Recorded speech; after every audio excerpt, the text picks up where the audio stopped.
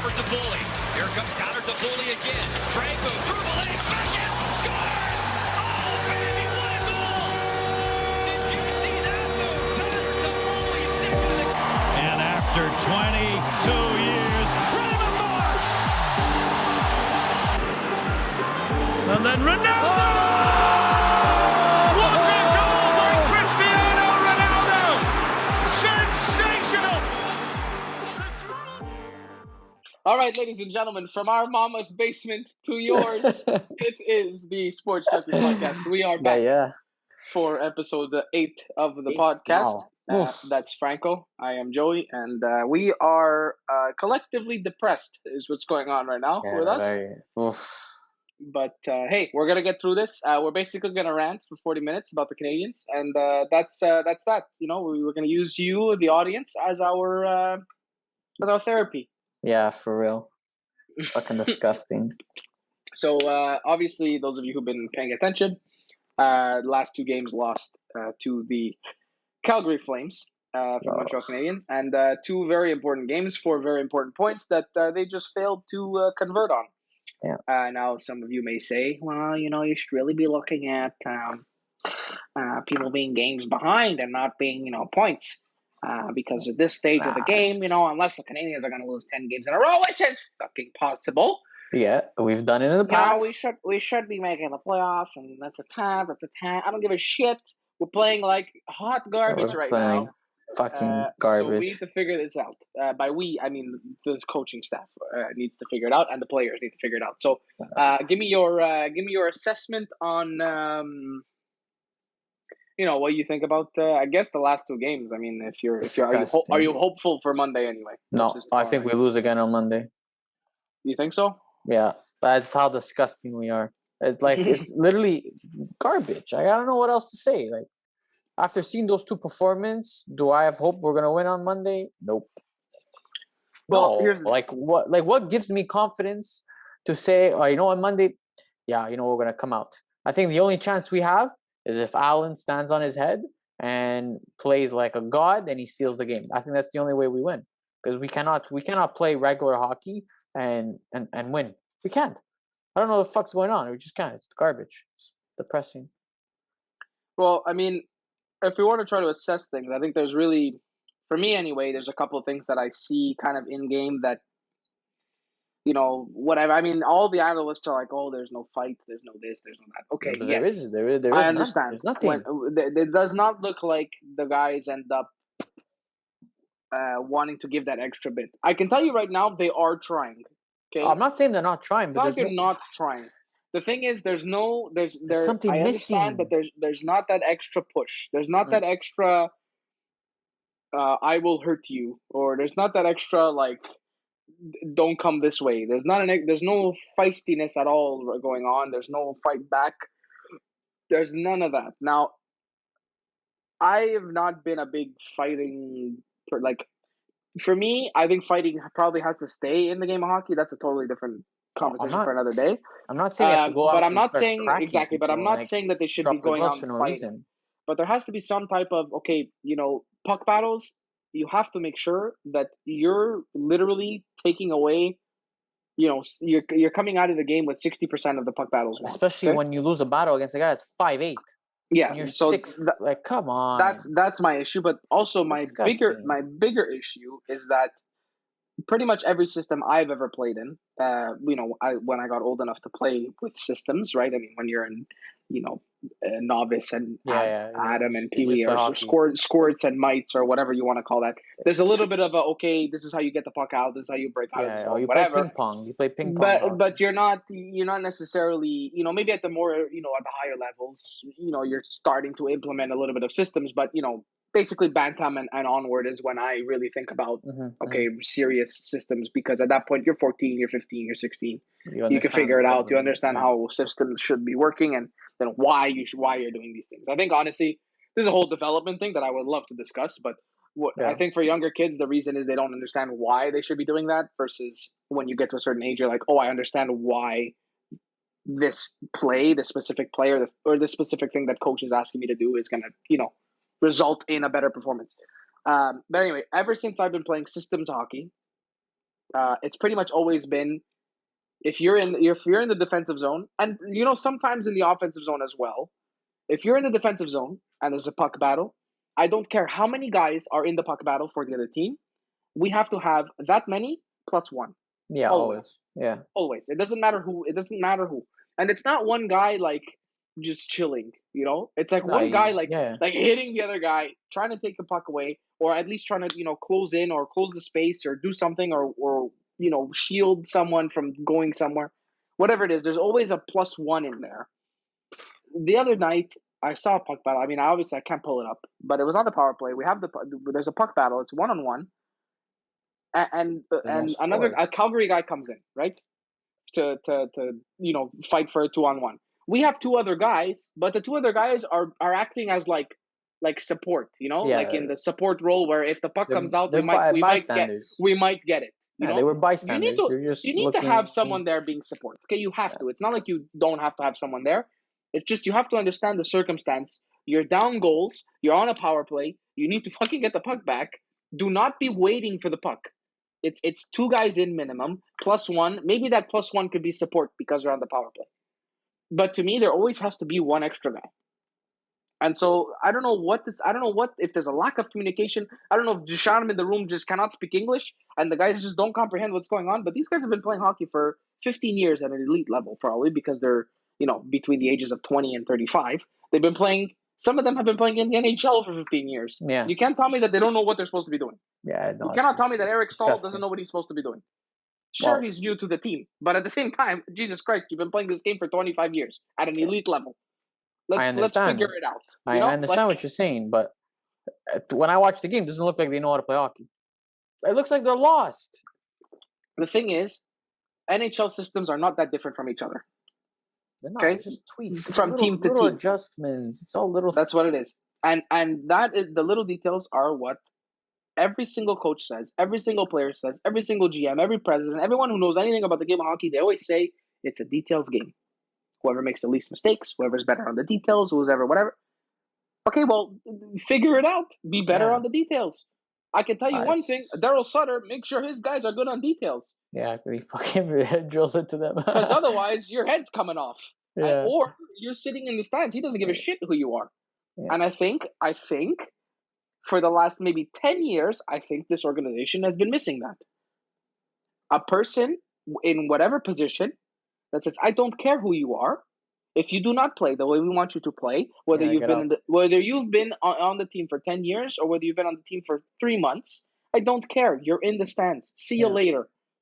There's other guys that would be willing to take your spot. This year, I was super confident with, we have look at this. It's 5 lines, 15 forwards that can play in the NHL. Mm-hmm. And I'm like, wow, the internal competition is going to be unbelievable. People are not going to want to lose their spot. They're going to want to play whatever. It happened with Jake Evans when Eric Staal came in. You saw those 3 games that Jake Evans was like unreal. Yeah. Right? But why not keep that? And then you take him out. That? And then you take now, and then take him out. I understand that Eric Staal has to play games. The guy's an old man, right? In terms of hockey. So he's got to play games. Because if he doesn't play games, okay. But find another way. Find another way to get him in. Lehkonen doesn't play well one game. Armia doesn't play well one game. Put him on the wing. Take Staal, put him at center. Put Jake Evans on his wing so he learns how to play center properly. Because Eric Stahl's a phenomenal veteran and whatever. I don't want to sit here and shit on Staal because he's not he's a great player. He's got 1,000 points. He's a Hall of Famer. Like I think people at least arguably, right? I think people are overreacting. He comes from one of the best hockey families ever. Yeah, like ever. Stalls. Right? 3 guys drafted in the first round, for top 12 overall, all 3 of them, and their other brother, who poor guy couldn't make it. Yeah, that also got drafted. So you're talking about 4 brothers who were caliber enough to be drafted into the NHL. Like that's a family that knows hockey, right? That elite players. So you can't tell me that. I can't sit here and be like, oh, Eric Stahl's like the worst. We should have never got him. No. We both sat here and said, hey, we love the move. Right? Yeah. We both sat here and said we love the move. It's a veteran guy. He'll teach the younger guys. He's on a friendly contract because they took 50%. We only have him for a year, and we gave up picks that we already had. Yeah. So there was literally no downside. The problem is, Jake Evans is a better player right now. That's who. And we've seen Eric Staal for 12 games, and to me, Jake Evans is the better option. I'm sorry. Yeah, he is. He is. So it's 10 unfortunate. times. You can't. No matter you don't always buy products, and every single product's the best product you ever bought, right? No. Sometimes you get a bad product. Yeah, they got a rotten egg. Sometimes it's not the product's fault. You know. So again, I'm not saying Eric Stahl's a bad player. The guy's an unbelievable career. He's had a career that people would dream of. Mhm. Jake Evans, if he ever even comes close to hitting half the amount of milestones that he got, it would be a great career. 500 points and half a Stanley Cup. Right? Like even if Jake Evans did half of what he did, it'd be an unbelievable career. Yeah, 1,000%. So I don't want to shit on Stahl. Like I say, he's been a great career player. But the problem is, right now, it doesn't feel like it's meritocracy. It doesn't feel like it's earned to be in there. And I told you yesterday as well, Sherratt should not be playing right now. As much as I loved Sherratt at the beginning of the year, and people really thought that he was having a horrible season, and I didn't think it was as bad as people thought. Well, since he's been back, him and Shea Weber have been like -15, -16. I think it's that whole pairing. I don't understand how the coaching staff doesn't go, oh, wait a second. These guys have been on for 16 goals. Yeah, let's keep them together. It just doesn't make sense to me. I don't know. Look, I don't know. I'm not. So I was happy. Like when Ducharme when they gave him the job, I was happy. I was like, oh, okay, young guy. You know, he's achieved a lot of stuff as a coach. I'm like, exactly. For his age, I'm like, okay, you know what? I'm excited to have him. But now, each game that goes on, I don't know. I'm losing confidence in him. I don't know. He just can't make a decision. He's scared. I don't know if he's scared to make a decision. You cannot. I don't know if that's how you lose your job. Yeah, I don't know if it's being scared or if it's just not coming from him, right? The decisions. Now, granted, if that's the case, if it's not coming from him, that's bullshit. Changing a system in the middle of a year is pretty close to impossible. Guy Boucher said it, who I love, who I really think should be our. I think. Yeah. Let's put it out into the universe. I think Guy Boucher should be our next coach until Joel Bouchard is ready to be a head coach in the NHL. Give him a couple years. Right. He's fucking great at developing players.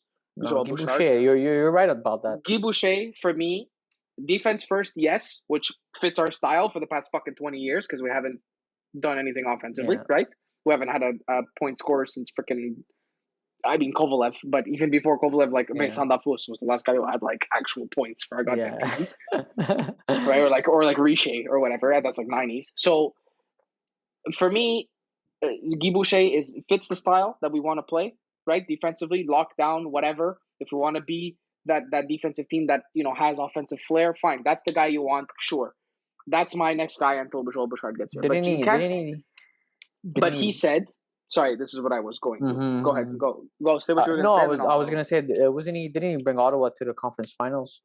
And he was with a goddamn garbage team. With a garbage team. No, but I'm just saying, he's capable. He's very similar to me. He's very similar to like a Barry Trotz. Right? Where the Islanders aren't a flashy team. Yes, they have Barzal. But they know how to play hockey. They know how to play. But every single guy under him plays a certain way, and there's a reason they play a certain way because they believe in the coach's message and they believe in the system and they know that the system works. He's also hard-nosed, right? If you don't do it, you're out. Yeah, but I mean, you look at Guy Boucher, the guy's got a goddamn scar on his face. You look at him and you're intimidated. Looks like a goddamn pirate, you're like, this guy can mess me up, right? So I like Guy Boucher, but he was saying on TV, I think this was a couple of weeks ago, actually. I think it was 2 weeks ago.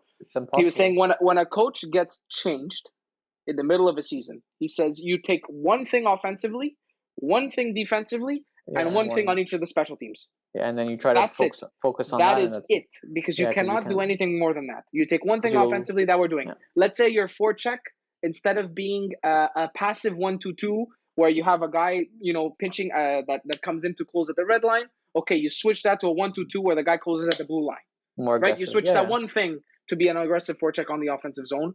And maybe you say, okay, we're going to cycle the puck a bit more instead of getting to the point and having shots from the point, right? Maybe that's like a, adjustment. And then the defensive zone, okay, you definitely cannot change from zone to man in the middle of the season. No, because everyone's going to be absolutely not. You cannot do that because you look at what happened with Olsner. He came in from playing a man system and he lost his goddamn career because he switched to a zone system from man to man. So you cannot do that. But little things like little details like where your support player stays, how low your wingers get on the breakout, stuff like that in the defensive zone, you can change little. Like you pick one thing, and you're like, okay, that's what we're gonna change.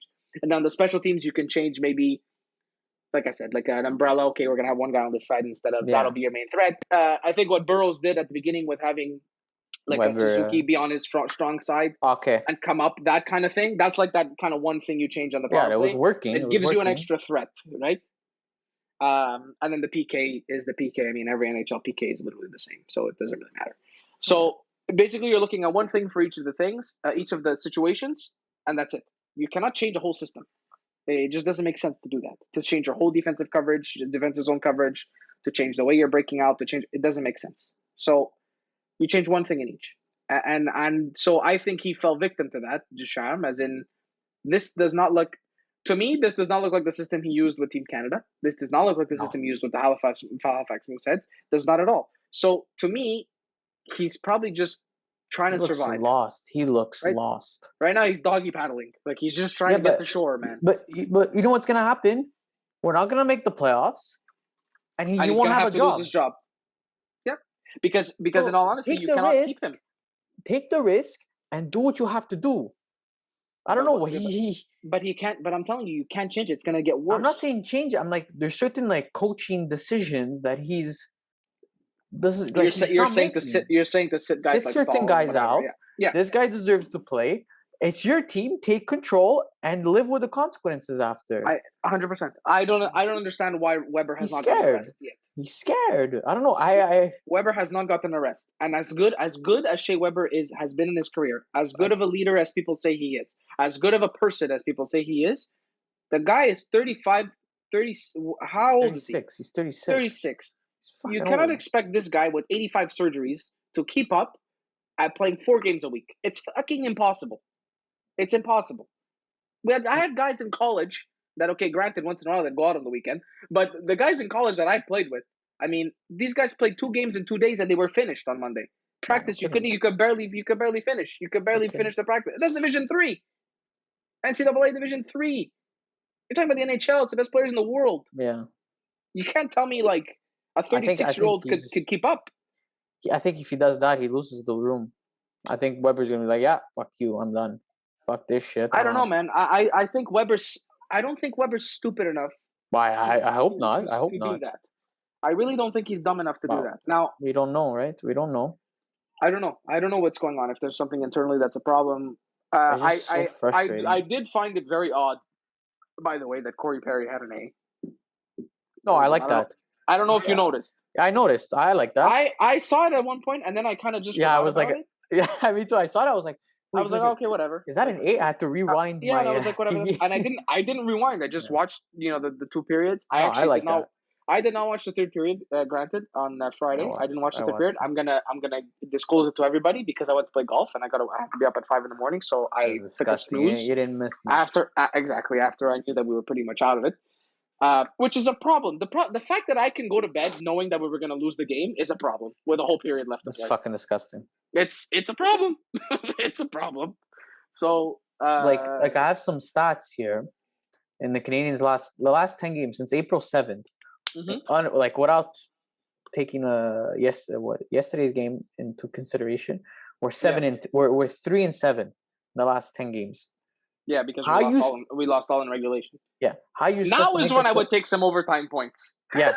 This year, how you making the playoffs? How are you supposed to make a playoff, especially when you're the 4th seed and you're going 3-7? Okay, we're 26th in the league. Okay, we're averaging right now 1.8 goals per game in the last 10. Yeah. How are you supposed to win a fucking game if you're averaging 2 goals a game? Okay. Less than 2 goals a game. Well, yeah, I round less up. than 2 goals a game. Well, I round up. Yeah, whatever. I round up to 2. Whatever. We concede 3.4 goals a game, and our power play is only 8%. 8%. Okay, listen. The power play. Yeah, but Toronto wins games without the power play. Yeah, but there's a reason why. But the power play leads into our goals. right? If you're not scoring on the power play, if you're not scoring goals, that means your power play is not doing good because mostly a lot of teams score on the power play. It sounds kind of stupid, but refereeing does have to do with that. And in my Yeah, opinion, it's been a little bit disgusting, the refereeing this year in the NHL in general, yeah, not but only the it's just Canadians. the whole league. It's just the whole league. They're going into that direction. That's But how the league but wants to. there are a lot of calls that I don't know that just don't. They're told to call those. They're told. I'm I telling just you, don't Joey. see it. They're I told. just don't see it. They're told. They want more penalties. They want more power plays, and they want more offense. That's how the league is going. I know it's because they wanted to sell their rights to ESPN to Yes. say that there's five, Yes. 6 goals a game, whatever. I Mm-hmm. understand. Mm-hmm. Fine, whatever. Fine. That's It's why irrelevant. there's more penalties. But it doesn't make sense to me that you cannot play the game of hockey anymore. That's really my issue.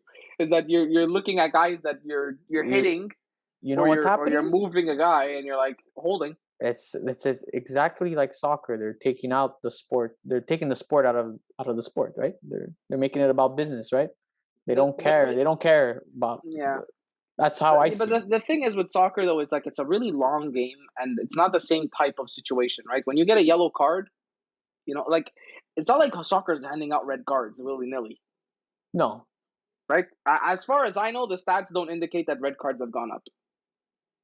no, I'd have to check it, but I don't think that's the case. no. It's not. It's not. In That's general. not what I. That's So, not what I mean. but you understand? But I'm saying for the impact of the game, Okay. like the impact of the game, you get a penalty in hockey, you're down for 2 minutes. Like you're Yeah. down for a full 2 minutes. Yeah. So it's like as if you're basically saying in soccer, every time somebody commits a foul, Say the okay. guy's got no. Everybody has to play the Yeah, team yeah. who didn't have who got the foul basically has to play defensively and they can't pass the Yeah, middle yeah. line. You know what I mean? Like that's what it's the equivalent. Like Yeah. obviously the other team's gonna score eventually. Yeah. Like No, so it's frustrating. No, I know what you mean. I know what you mean. It's just frustrating. I don't know. I feel like you can't even. You're not allowed to hit a player anymore. God forbid you. It's not even. What actually bugs me more is not even the hits; it's the stick penalties that bug me. Yeah, that's God. That's what bugs me the most because literally people are using one hand. Yeah, and you they're tap the getting guy's called gloves. for It's a 2 slashing, or minutes. you're getting called for hooking. and it's one-handed, right? It's not like Yeah. it's Soft. malicious It's intent. soft. It's Soft. now this is not a sport comparison because I hate the sport I'm about to mention. Sorry, all the guys that I love that play the sport, but lacrosse, right? I hate the sport, but you can literally whack a guy as hard as you want with two hands, No and they don't give a fuck. Yeah. 0 calls unless you hit him in the head. 0 call. You could slash him as hard as you want. Now, should that be the case in hockey? No, because I No, think I'm not it's a saying little bit- that. It's more dangerous because you're on skates also. Like you lose your balance if you get slashed and whatever. Like soccer you fall on lacrosse you fall on some grass. Hockey you But fall into the if boards. the guy gives you fall into the a ice. little if he gives know? you a little love tap, A you don't love have to tap, call. just You to don't have let give it you know 2 that the minutes. guy's there. Oh, God. My favorite thing in the NHL used to be the guys that used to tap Skating the guys and on the pants. Yeah. On the pants. That was my favorite because it was like, okay, I'm here. Yeah, It it's was just to let the guy know that you have pressure. yeah, Now you do that, forget it. 2 minutes slashing. Forget it. It's so Sometimes stupid. one hand. They go with one hand and they get called with slash or hooks. I don't know. Anyways, One-handed hooks. One-handed hooks. it's retarded. I don't know. It doesn't make sense. Coming back Anyway, coming back to the to Habs. the actual topic, yeah. The I fact don't that they know. cannot score on the power play is an issue. Yes, I understand. I don't know what else. I don't know. This year is also a bit strange, right? Because of COVID and whatever. Yeah, I and know. You're playing the same team 100 times, and yeah, I get that, but I don't think that's an excuse. I don't think you use that. I don't think I want to use that as an excuse. you can't really use it as an excuse because everybody's in the same boat, exactly. and there are teams with 20% power plays. So everybody's in the same situation. It's up to your coaching staff to adapt. Now, in the first period. Now, we didn't talk about this the last time we were on because we didn't have a problem with it the last time we were on. And now we've lost 2 games to Calgary since. I wanted to mention it on the last show, but we didn't play Calgary, I don't think, in that week. No, so Edmonton. We played Calgary, okay? Calgary is pretty much the only team that forechecks the way they do in our division. Most of the teams, in most situations, obviously everything's a little bit different, forecheck with one guy and they kind of try to close the guy between the blue and the red line. That's typically it. And if the defenseman pinches, it's because they have a guy coming back in the F3 basically in the high zone in the high slot. He'll come back, take a spot. The guy will pinch if it's a forecheck in that situation.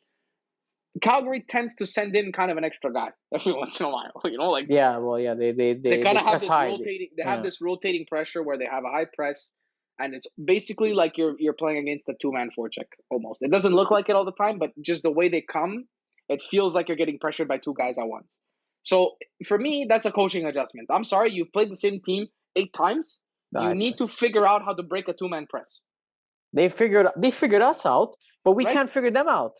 The thing is, in the first period, they broke out exactly how they have to break out against a 2-man press by using the second defenseman. They give the puck over, they give the puck up to the boards, 2 guys go on him, they give it to the other defenseman on the other side. You break out of the zone 4 against 3. That's how you break a 2-man press in the modern day NHL. It used to be different. You used to have to put it against the boards, win a puck battle, get out of the zone. Now, because the guys are so good, you can give the puck to the winger gives the puck all the way across the ice to the other defenseman because that guy's coming up, and the third guy is usually cheating over on this side. You break out of the other side of the zone.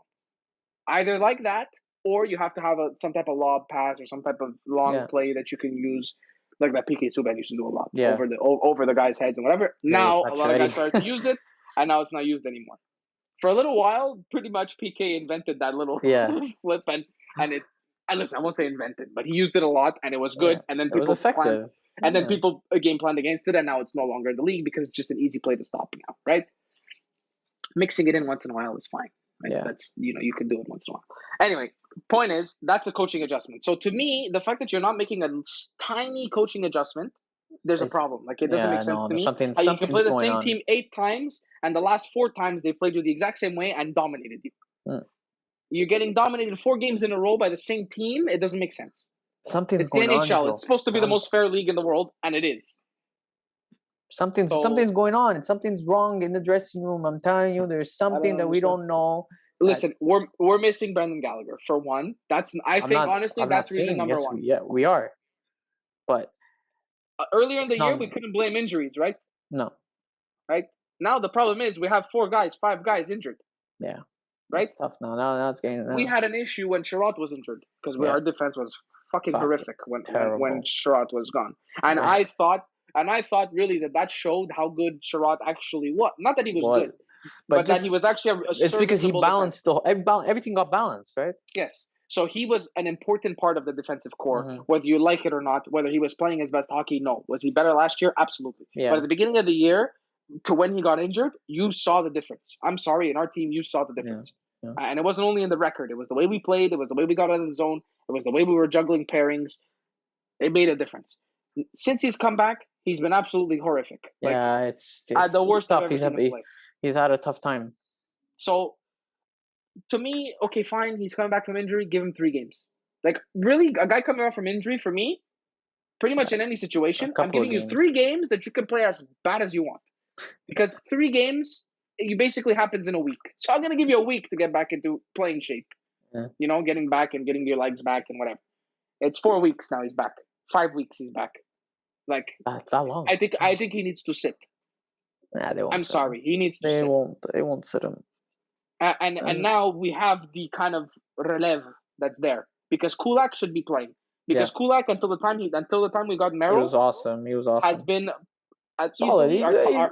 Our top in the top 3 of the defensemen that we had, in my opinion. Moving the puck, know something funny? In the last 10 games, we have 1 goal from the defenseman, and it's been his Red Kulak against Calgary. A fucking joke! What a joke of a team. So disgusting. That's also another thing we can talk about eventually, if down the line in the season, down the stretch, about defensive production, because at the beginning of the year, that's why we were 7-1 and 2. This goes back to the way the team is built, right? This team is built. All 4 lines, all 3 defensive pairings to chip in offensively. If 2 pairings are gone, have any if we have wanted any success, we need our defense to put points on the board. And it's not every night. It's someone has to do it every night, right? It could be whoever. I'm clarifying. Yeah, exactly. That's why we were good at the beginning of the season, right? Let's see, one day was fucking Toffoli scoring 3 goals. Another day was Anderson scoring 2 goals. Another day was the Gallagher line that took over. Then it was the 4th line. Each game we had someone else. Now it feels like we have 4 lines that can do fuck all. We have 3 pairings that can defend. and we have a goalie. We have one goalie, Allen, that's just left there to pretty much save the day. Yeah, try to save the day. Time. It looks a lot like Price over the last 10 years is what Allen is going through right now. Yeah. So it's disgusting. It's just I can't, like, I'm so fed up with this team. It's the problem is Allen is not Price. As in not Price at 30, right? Yeah. Like Price at 30 was Price at 30, you know? Price at 29 or whatever. I think Allen's 29 or 30 now. He's 30. He's in his 30s. Yeah. So that's unfortunately he's not going to be Carey Price. He's been easily the best backup goalie we've ever had. Yeah. There was actually an argument I think last week on 690 talking about is he the best backup we've ever had, like ever. Since I've been watching the Canadiens, yes, not even close. Halak, I'm not putting him as a backup because he's not really a backup. So, well, that tandem was probably our best tandem, also. Yeah. But he didn't stay long after that season, right? No, he left. We had him for a season and a half with Price, and then we traded him, or he left, or I forget what. We didn't sign him. I think we traded him. We traded him to St. Louis when we got Eller. Mm-hmm. We traded Halak to St. Louis. Yeah. My God, Halak played in St. Louis. I forgot about that. Yeah. We got Lars Eller out of that. Yeah. Yeah. Not bad. So not bad. Yeah, that's fine. I mean, listen, Lars Eller is a Stanley Cup winner, so yeah. And he scored the 2 goals that won them the Stanley Cup. Yeah. Can't believe it. The guy could never score with us. Never hits the net. Couldn't hit the side of a barn. Scores 2 game-winning goals to win the Stanley Cup. Unbelievable. Lost it.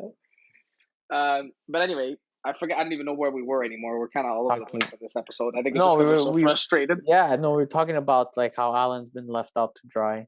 Yeah. So it's just disgusting. I mean, something's going on, Joe. I don't give a shit what people like say. No, the team. Yeah. So something's going on. Here's the 2 things I kind of want us to talk about for the rest of the let's say 10 minutes that we have. One, which is going to take like 2 seconds. I mentioned it before. Perry had the assistant, right? Now, I understand that there's a tremendous amount of respect for Corey Perry, both in this locker room and around the league. Mm-hmm. My kind of issue is, you're telling me that last year, if our assistants and our captains, or we didn't have enough people wearing a letter, we don't have anybody good enough or a leader enough to step up and put an A on their jersey? No, we don't. So we've been touting, this leadership group is phenomenal and da da da. Now, okay, granted, I guess Price can't have a letter, right?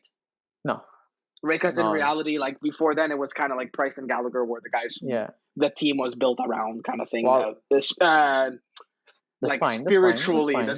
whatever. You know what I'm saying? That was kind of who everybody pointed to as the leaders of the team. Well, right now, Gallagher and Price are not in the room. They're here. Gallagher and Price are not in the room. So I think right away, exactly. And I think that's also an underrated issue. This is what I wanted to touch on because I mentioned Perry. The fact that they're not in the room, they're not around the team, they're not whatever, it fucking hurts, Like it's not like it's like I've lived through a little bit of it with players that I've had that have gone through injuries that were assistant captains on our team that went through long injuries. You could tell that the 4 or 5 games or like let's say 2-3 games that they were gone, like that they had to go get tests or that they had to go get whatever. Like you're talking about minor hockey or like collegiate level hockey. Like you can tell that there's a difference in the room and the way people react. You can't tell me that that's not the case in no, there's a big. It's got to be the same thing, right? It shows, Joe. It shows on the ice. I'm sorry, but it shows on the ice. Yeah, and so I don't know what there is that's missing. I don't know if there's another piece that's missing. I don't know if there's just. I think there's only one decision left to do. What's the one decision? Is this your hot take? It's my crazy. Okay, here's your crazy take. Go. Go, tell me. I don't know. I think it's time that. This is all if if these things come in. So if we don't make the playoffs, okay. So if we don't make the playoffs, okay, we end the season shit. Okay. Like bad, or we make the playoffs by the skin of our teeth and get like swept and get destroyed in the first round. Okay. If all these 3 things happen, any or these 3 things, I think in the off season, I think Bergevin, Molson, and whoever's our coach have to get together and decide if they want to take the C out of rip the C from Weber. I'm sorry. We have to. I know you were probably expecting like a massive whatever. I don't know. That's this to me is the next step. That if we want to win next year, I think that's what you have to do. If you do not want to do that, tank, fucking lose. Let's make this clear. It's been done before, right? Yes. I'm not gonna sit here and be like, oh my god, you can't do that. See, I thought of this. Before. I thought of this because San Jose did it. They took the C off Joel Thornton, and they gave it to Logan Couture. Doesn't mean that Weber can't be an A. No, that's not what I'm. No, he could. Right? I'd give him the A. Give him the A. Yeah. And if I'm not mistaken, when they did that year, they were fucking terrible in the regular season. They had a tough time. They took it off him. They gave it to someone else, and they pretty much came back. If I'm not mistaken, that was the year they went to the finals. If I'm not mistaken, I'm not 100% sure. I'd have to check, but yeah, I didn't check, but I would take the C off him and give it to Gallagher. You have to do it. I think, in all honesty, Gallagher has been groomed from this organization to be the next captain. I think he has it in him. I think it's in his demeanor. It's pretty much like this year the Senators don't have a captain, right? No, but you know it's Brady Tkachuk.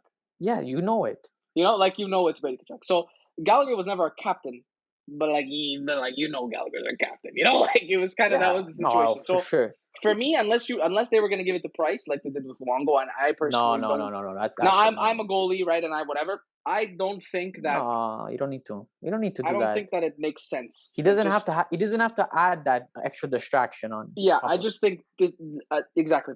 Practically speaking, I don't think it gives you more positives than negatives. I think it gives you more negatives than positives because he's got an extra thing to worry about. Right? You always have to talk. You always have to worry about everything else. So, and you're always at media available. But I think Gallagher. Listen, this year Weber hasn't, and I'm not sure why. Maybe that's part of the reason. Maybe that's why I don't. But I don't think having a goalie have an extra stress on them is good. As much as I love Weber, and as much as people say he's a great leader, he's amazing. Yes, he's amazing. He's probably an amazing leader in the dressing room. Okay, but when it comes on the ice, I'm sorry, but he does not lead from examples on the ice, and it shows. I think he did. I think he did. In the past, he has. Yes, I'm not saying. I'm saying this season. I don't care what happened 3 years ago. I'm saying this season. Yeah. I'm just saying. I don't want to be like, should have never been captain. No. Should have never been captain in Montreal. I think that people have to understand exactly. People have to understand the difference of what you're saying now versus the player, like what he's done, what he's been able to do, and whatever. Because kind of like what I did with Stahl. Stahl's been a phenomenal player his whole career. Even if you have half his career, he's amazing. This year, sorry. I think that's kind of what you're saying. Also. No, yeah, that's exactly what I'm saying. Is that he's this season he's struggled a lot, and it's fine. Look, it's fine to struggle at his age. We understand you're getting to the end of his career. He's not going to put up 60, 70 points like what he did before. He scored 20 goals. It's not who he is anymore, and I get that. But there's when I see on the ice, there's no fight anymore. There's no hunger. There's no emotions. Like, fuck, man. I don't know. You're -7 in the last 4 or 5 games. I don't know. Break a stick across the crossbar. Get pissed off. Do something. I think there's always like a. Yeah. Go ahead. Gallagher shows the emotion. Gallagher, no matter what happens, he could have just missed a shot, and he comes up and he's just. It's contagious. Everyone on the ice when he's in the lineup, I feel like everyone is like head first into the corner. They don't give a shit. They'll go in because they know each and every game this guy puts his body on the line. He gives everything he has to give. Yeah. The only problem I would have necessarily like with that, let's say, is that because he's kind of injury prone, you're looking at a captain who's going to be captain for your team for 60 games instead of 82. So Weber had injuries too, right? Weber had injuries too.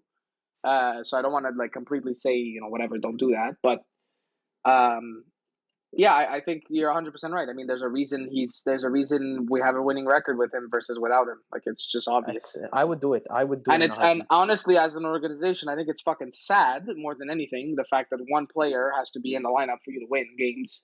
I think that's really an issue. And that one player is not like a superstar. right? I can understand if like we were a team built like kind of like Edmonton, right? Or like if McDavid doesn't play, or if Yeah. Draisaitl doesn't play, We're like there's a fucked. massive drop off, and like, oh Yeah. my god, how the fuck are we gonna win this game? But We don't have a team like Gallagher, that, right? No, right? it's We have a Gallagher, guy and you that don't scores expect 30 that. goals, yes, but it's 30 goals. It's not 50. You know, like he's not Ovechkin. Like he's not a skilled guy. Like he's just not. He's skilled with his stick. Like, you know, Gallagher works so hard. He's just a hard worker, and he doesn't give up. And it show like I don't know. It's just so frustrating. there's a couple things that you can't. I was gonna say you can't teach. Okay, like there's a couple things that just like it has to be done with the like. You cannot teach like skill, right? You can't teach superstar talent. It's just it happens because the guy was amazing when he was a kid, and he's been amazing every like. You can't teach it, or it develops with time through something like work ethic, right? So like a Johnny Gaudreau. But even work ethic, I think we were just talking about him before, right? We were talking about him before, Johnny Gaudreau. Mm-hmm. We said he's a 4th round pick. Why the fuck is he so good? Well, it's because he gives a shit. He never gave up, and he worked. He practices. He takes the extra time. He works. He's a good player physically, and now he's his career is more or less a point per game. I think he's got 500 games ish, and he's got about 480 points. So he's almost a point per game player, right? That didn't happen overnight. Something he worked at, something he was, you know, whatever. And for an undersized guy, maybe that's what it is. Maybe it's an undersized guy syndrome like me. Like, you know, Napoleon syndrome, you think you have to work harder than everybody else. They used to say that about me. You know, that's what they say about us short guys, right? You know, so maybe that's what it is. But to me, in past years, Weber's been. I haven't had an issue necessarily. No, with Weber's the past leadership. years I did like not. I said, until this but year. now it's starting to bug me. Now it's starting to get. And it's not even like the fact that because we're losing. It's like little things, no, you know. Like people pointed out that that thing where McDavid hit Dano. Did you see that? Yeah. McDavid hits Dano towards the bench, and Weber's right there. And he sees it, and he kind of just gets off. Like what the fuck? Like slash. And then Anderson comes in and just tries to rip his head off. Right? But there's been a lot of that this season. Anderson's another guy that I could see in the future potentially having a letter on his jersey, because he's the kind of guy that if he says something, he means it. Look, right? He said it the other day. Yeah, he said we gotta play. We have to figure it out. We have to whatever. And he scored 2 goals. Can he do that every night? Probably not. But the fact that he has the message and he goes in and he delivers. But he tries. The only knock I have on Anderson, and this is a habit that it's very hard to break for a lot of players, is that he does not stop on the puck. Yeah. He does not stop at start. It fucking pisses me off. I do that all the time. More than almost anything. Yeah, but you don't play in the NHL, Franco. No, I know, but like you can afford to take the long way. No, I know, but I understand the habit. It's a hard habit to break. Because I always wanted hard habit to break. It's tough, man. It's really hard. And so for a guy like that, but that's something he needs to break. If he wants to go to the next level, that's like one of the main things he's got to change. Because there's so many times where he loses the puck, and instead of stopping and just coming back, but he does it sometimes. Yes, but you have to do it every time. I know. That's the issue, is that you have to do it every time. So he's a guy that's like skilled enough and he scores enough that like I don't pressure him to do it necessarily. Like even a guy like Drouin, if he's producing, okay, fine. You know, like okay, that he doesn't backcheck every single time hard and he doesn't stop on pucks and whatever. Like fine, whatever. I'll live with it. He scores fucking 50 points in 56 games. Like, okay, whatever. Like, it's fine. Yeah, I'm okay, yeah. If you're a 40-point guy, 50, or like, let's say if you translate it to an 82-game season, okay, he's a 60-point guy, he's a 70-point guy. Okay, I can deal with it, you know? But you can't do that if you're not going to be that guy. So I think that's what makes the third and fourth liners so good, right? What makes you a great third and fourth liner is you do everything else aside from score. Yeah. What makes you a great third and fourth liner is... That's true. You do every single thing right, but you can't you don't have the high-end talent to score a goal. That's true. That's it. And you can't just go down the ice and score goals. Everything else, the reason you're in the NHL is because you do everything else right. Mm-hmm. Right? Jake Evans, why do you think he's in the NHL? Because he does everything else right. Mm-hmm. Doesn't mean you don't make mistakes. People make mistakes. Yeah. But the fundamentals of your game, you do everything right. You skate well, you back check, you have the right lecture de jeu, you have the right IQ, you know where to go, where to be, you know when to go in, when to not go in. That's why you're there. Yeah, I know. I get what you're saying. So that's kind of my spiel about like you said, the Weber and the captain and whatever. Yeah. That's kind of like pretty much all I have to really say about the players. Players have to take it upon themselves. I think it has to be done. Actually, I told you the other day as well, yesterday, I believe it was, that there's no reason anybody in this city, there's no reason that any Habs fan should be calling for Marc Bergevin's head. I don't care what you think. I really don't care what you think. No, it's not his fault. First of all, if you've never played hockey in your life, you cannot talk. Second of all, if you haven't played elite level hockey, you should be careful what you say. Okay, so let's put it that way, right? Like you never played in the NCAA, but you're kind of careful about what you say. You don't just say things just to say them. You've played hockey, you understand that the game is difficult. You understand that it's difficult to build a team. You've been a hockey fan for years and years and years. Yeah. There's some people that say this team is just built wrong. Yeah. Okay, no, that's not how this works. You decide how you want a team built, and then you decide you have a system in play, and the system that's in place is gonna work. You have NHL players on your fucking team. There's no way that you're built wrong. Okay, are there other teams built better? Sure, but they have Cale Makar on their team. We don't. Sure, we could be run and gun, but we don't have McKinnon. We don't have Rantanen. We don't have Nazem Kadri even. We don't have these kinds of players that can just skate up and down the ice with speed. But we're not built that way. Again, we're not. That's not the team that we're supposed to be. But the reason we're not built that way is because we did not suck for 5 years. Yeah. So people have to understand that before they think, this team was built bad. In what way? Come on, we have 15 players, forwards, who can easily play in the NHL on any team in this league. Mm-hmm. It's not even a question that you can. Every single guy that's in our lineup, any single night, so far as a forward, can play on any NHL team, and I don't care what anybody says. That's true. You could have traded any one of our players to any one of the teams, and immediately the next night they're in the lineup. I'm telling you, that's our team. It might not be the first line guy, right? Oh, but they're in the team. They're in the lineup. But they're on the team and they're playing. Okay, That's my point. And on defense, pretty much the same thing. There's maybe your bottom pair that like Kulak and Romanov. Maybe they'd give him some more time in the minors if you have a team that's already stacked on defense, right? Yeah. But you trade, let's say our defensemen. You trade any of our defensemen to like 50% of the teams they're playing the next night. Yeah. So you can't tell me that our team is built wrong. No, right? no, I don't think there's teams that are currently are gonna make the playoffs that I think we have a better team on paper. Like it's not even close. Yeah, we're better. We should. Well, I'll give you an example. But it comes down to actually showing it on the ice, right? I'll give you an example. I think we're a better team than Minnesota, and they clinched the playoffs. I think we're a 10 times better team than them. I think we're built similar. I think we are built similar. Yes.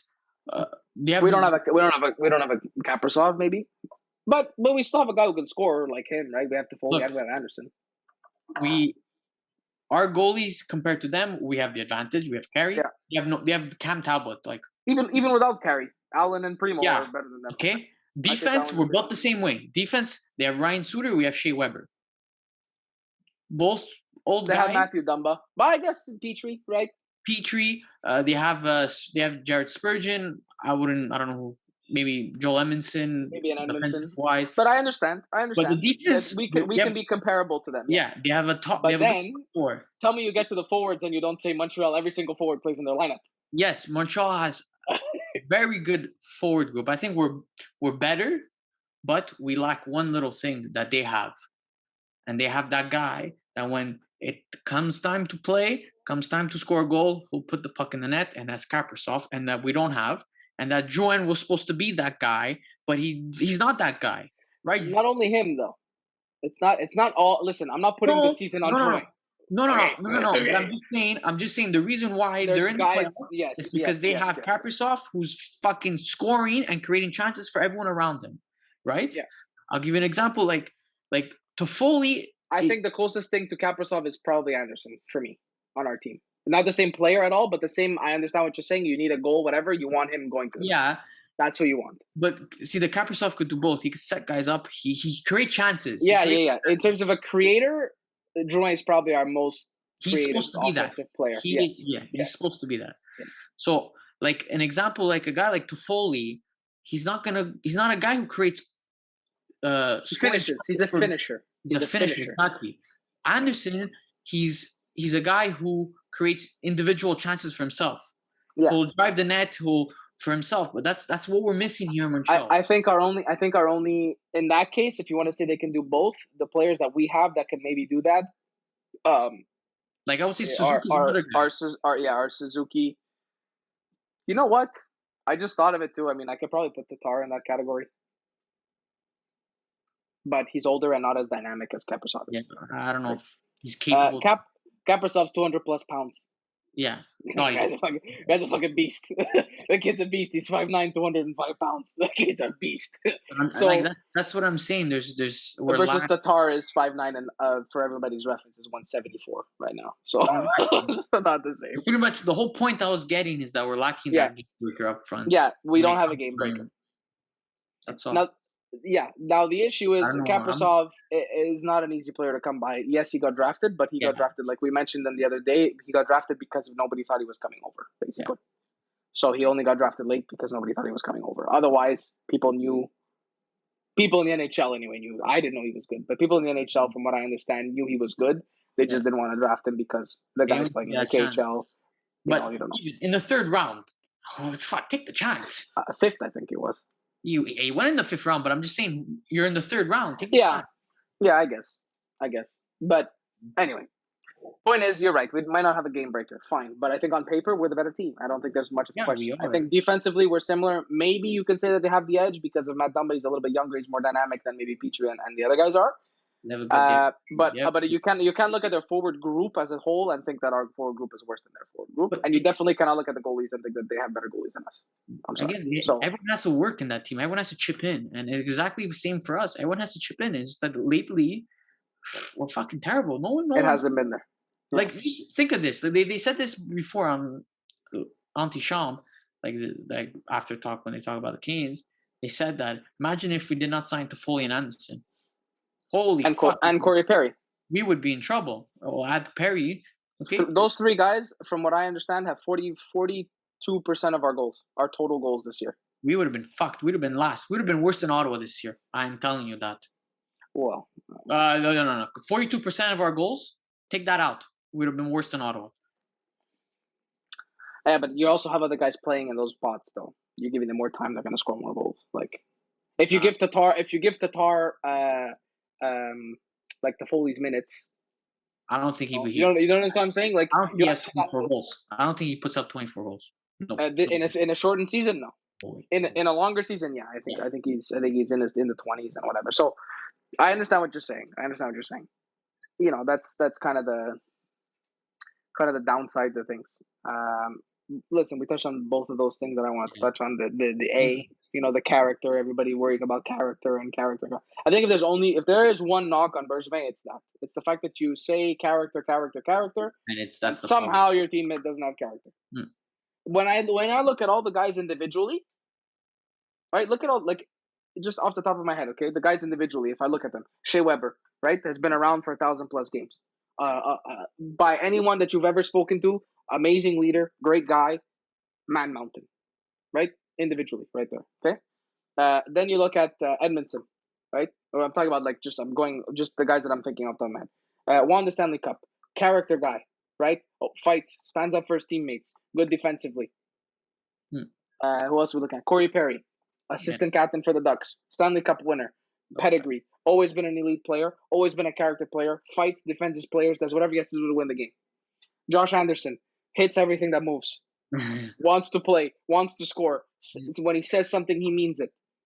Paul Byron, by anybody who's ever played with him, amazing guy, amazing leader. He's there in fights when you need him. He's there in battles when you need him. He also has 100 and something hits this year. Yeah. Right? Wow. You're talking about a guy that brings intensity to every game. He's a small guy, big heart. Gallagher. You don't even have to really talk about Gallagher. You look at all these guys individually, how the fuck does our team not have character? Yeah. When they come out, how do they not have a fire under their ass when they're down by 2 goals in the third period or 1 goal in the third period? It's terrible. It's so sad. It does not make sense to me. And so that's why I'm just... Something's going on in the room. But it doesn't make sense. Inside. It doesn't make sense. But what is it that's inside? What is it? We don't know, Joe. We don't know. There's something fucking going on in there. It's the only option. It's the only option. There's something But it doesn't make sense, man. All these guys individually have pride in themselves, pride in their team. They're playing for arguably the greatest organization in all of sports. You cannot tell me that they don't care.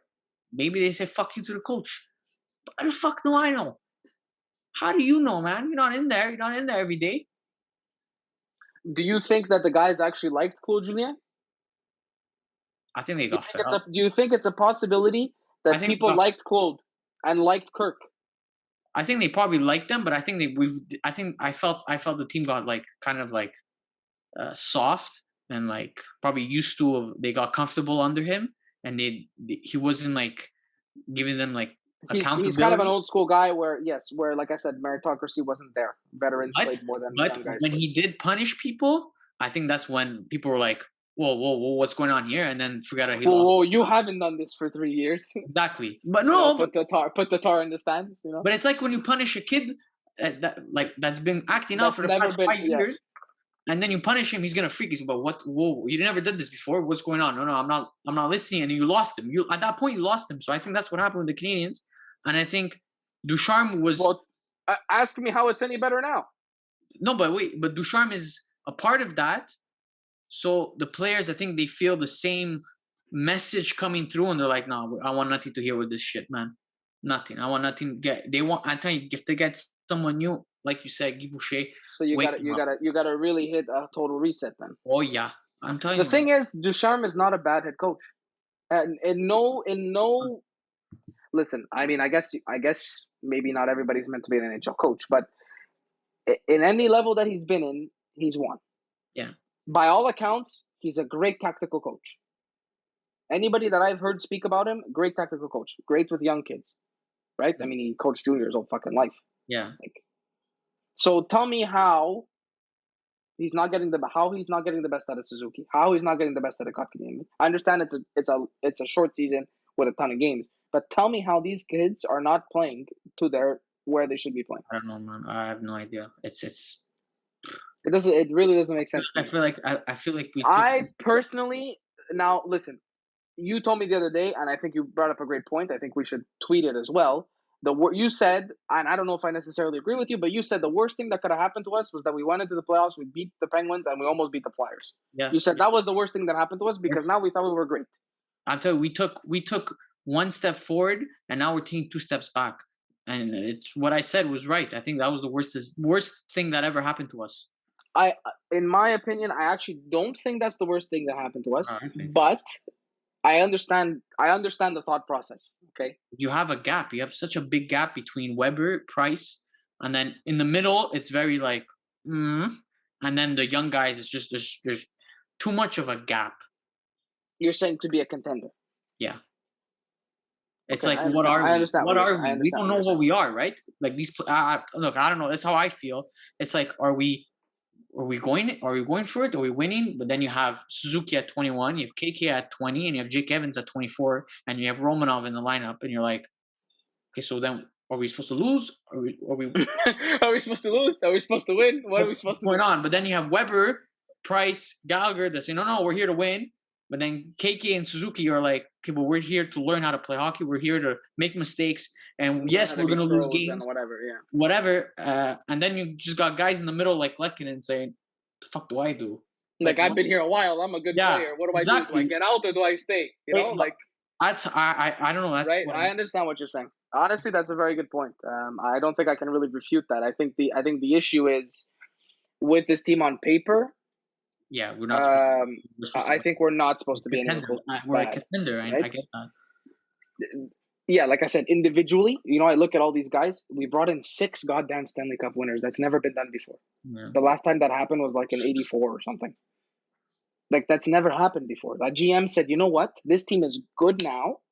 We have young kids that if they take another step, they're gonna be unreal, which is true. If Kotkaniemi and Suzuki take another step, unreal. Suzuki had 41 points in his first year. Takes another step, that's pretty much 60 points in my mind. Like that's your next Suzuki step is 60 points in a year. Right? So you're talking about that and you're like, oh fuck, these guys, this is a good team. This is a good team. Maybe, I'll live with a couple of mistakes. Maybe we'll get out in the second round because we have the inexperience up the middle. But they'll play 12 games in the playoffs. They'll get a bit of okay, I can't make this mistake in the playoffs. Maybe I can make it in the regular season, but I cannot make this mistake in the playoffs, right? So you're learning whatever. Even if you don't, we say they're a contender, but I wouldn't have been upset if we lost in the second round this year. Like in a 7-game series, we lost to Winnipeg. We lost to Winnipeg because Hellebuyck decided to save every puck that came to him. You know what I mean? Like I wouldn't have been upset if that was the case, right? Especially in a weird ass season like this. I wouldn't have been upset if we didn't go to the finals. Like, okay, I understand we have guys coming, and we have other guys coming, right? We have the Harris coming, we have the Palin coming, we have the Yeoman coming, we have Caulfield coming. We have Primo coming. Like, we have support. Like, we have run support coming. Like, guys, it's coming. Ça s'en vient le reinforcement, Yeah. So I understand it's like, okay, great mentality. Get these young kids. To me, this year was like, okay, get these young kids some playoff experience. That's what it was for me. Get Suzuki, get Kotkaniemi, get these guys, get Evans. Get these guys some playoff experience. Get Romanov some playoff experience. Let him hit some fucking guys in the playoffs, Let him feel how good it is to play in the playoffs, right? Because then next year when Palin comes up, when Yeoman, when he's ready, comes up, when Harris, when he's ready, comes up, when all the guys that we have that are, a step and a half away, a step away from being, then they'll look to these guys who are almost their age and they'll understand, okay, you can't make this mistake in the playoffs. You can make this mistake here, you can't make it there. You got to go here, you got to do this, you got to do that. That happens in the room. People talk to each other. I mean, obviously it happens.